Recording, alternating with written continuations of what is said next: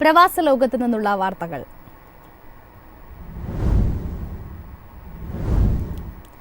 ദുബായിൽ അധ്യാപകർക്കുള്ള ഗോൾഡൻ വിസയ്ക്ക് ഈ മാസം 15 മുതൽ അപേക്ഷിക്കാം. വിദ്യാഭ്യാസ രംഗത്ത് മികവ് പുലർത്തിയവർക്കാണ് വിസ ലഭിക്കുന്നത്.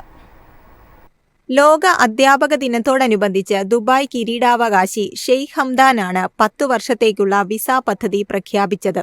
സ്വകാര്യ സ്കൂൾ, നഴ്സറി, യൂണിവേഴ്സിറ്റി എന്നിവിടങ്ങളിലെ അധ്യാപകർക്ക് അപേക്ഷിക്കാം. അധ്യാപകർക്ക് ഗോൾഡൻ വിസയ്ക്ക് അനുമതി ലഭിക്കണമെങ്കിൽ വിദ്യാർത്ഥികളുടെ അഭിപ്രായവും രേഖപ്പെടുത്തണം. കൂടാതെ രക്ഷിതാക്കളും സ്കൂൾ ജീവനക്കാരും അഭിപ്രായം അറിയിക്കണം. സ്വന്തം ഇടപെടലിലൂടെ സ്കൂളിനും വിദ്യാർത്ഥികൾക്കും ഉണ്ടായ ഉന്നമനത്തിനും തെളിവ് ഹാജരാക്കണം. ഗോൾഡൻ വിസ ലഭിക്കാൻ സ്കൂളിൽ നിന്ന് ഔദ്യോഗികമായി നാമനിർദ്ദേശം നൽകണം. എല്ലാ വർഷവും ഒക്ടോബർ മുതൽ ഡിസംബർ വരെയാണ് നാമനിർദ്ദേശം ചെയ്യാനുള്ള സമയപരിധി. അപേക്ഷ വിദ്യാഭ്യാസ സമിതി പരിശോധിച്ച ശേഷം തീരുമാനമെടുക്കും. വിസ ഫീസ് അപേക്ഷകരാണ് നൽകേണ്ടത്. News desk MyFin TV. ഒമാനിൽ നിയമമേഖലയിലും സ്വദേശീവൽക്കരണം. മലയാളികൾ ഉൾപ്പെടെയുള്ള പ്രവാസികൾക്ക് തൊഴിൽ നഷ്ടമാകും.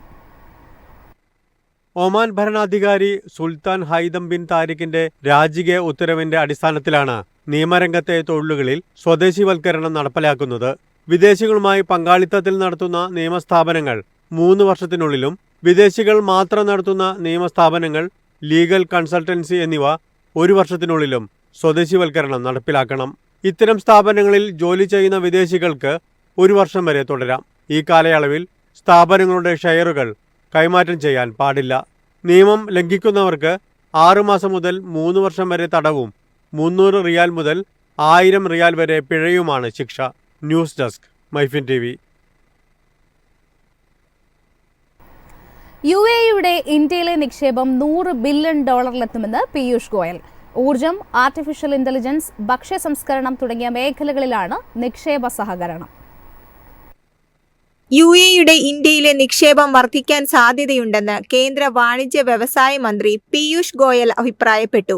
ഇന്ത്യ UAE ഉന്നതതല ടാസ്ക് ഫോഴ്സിന്റെ 12ാമത് സമ്മേളനത്തിലാണ് അദ്ദേഹം ഇക്കാര്യം വ്യക്തമാക്കിയത്. Abu Dhabi investment authority managing director Sheikh Hamad Al Nahyan, Goyal എന്നിവരുടെ നേതൃത്വത്തിലായിരുന്നു യോഗം. UAE-യിൽ നിന്ന് ഇന്ത്യയിലേക്കുള്ള $75 ബില്യൺ ആസൂത്രിത നിക്ഷേപം ഇൻഫ്രാസ്ട്രക്ചർ, മാനുഫാക്ചറിംഗ്, മാർക്കറ്റ് എന്നിവയിലുടനീളമുള്ള $100 ബില്യൺ നിക്ഷേപമായി മാറുമെന്ന് ഗോയൽ പറഞ്ഞു. 2.5 വർഷത്തിനുള്ളിൽ $2 ബില്യൺ നിക്ഷേപിച്ച് ഇന്ത്യയും UAE-യും ഒരു ഭക്ഷ്യ ഇടനാഴി സ്ഥാപിക്കുമെന്നും ഗോയൽ പറഞ്ഞു.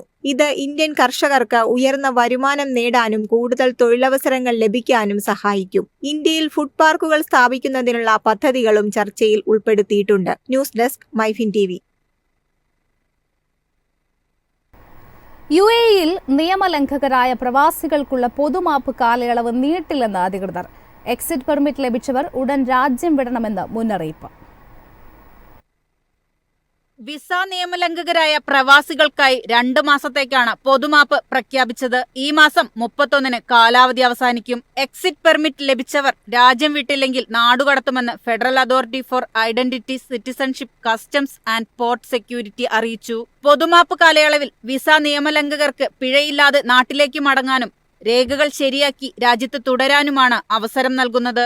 ഒക്ടോബർ 31-ന് ശേഷം അനധികൃത താമസക്കാരെ കണ്ടെത്താൻ രാജ്യവ്യാപകമായി പരിശോധന കർശനമാക്കുമെന്നും അധികൃതർ മുന്നറിയിപ്പ് നൽകി.